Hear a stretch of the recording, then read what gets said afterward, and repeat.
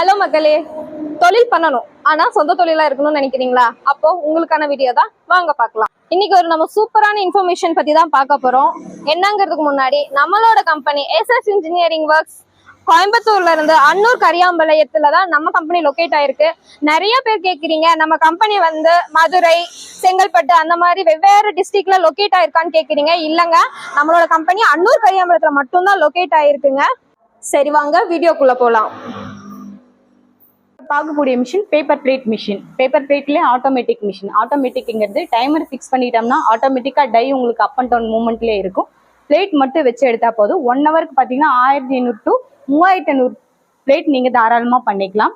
இதில் டையும் நீங்கள் ஸ்பெசிஃபிக்காக நீங்கள் சேஞ்ச் பண்ணிக்கலாம். இதில் பார்த்தீங்கன்னா ரவுண்ட் ஷேப், ஸ்கொயர் ஷேப் உங்களுக்கு வரும். இது ஹைட்ராலிக் மிஷின், 2 HP மோட்டார்.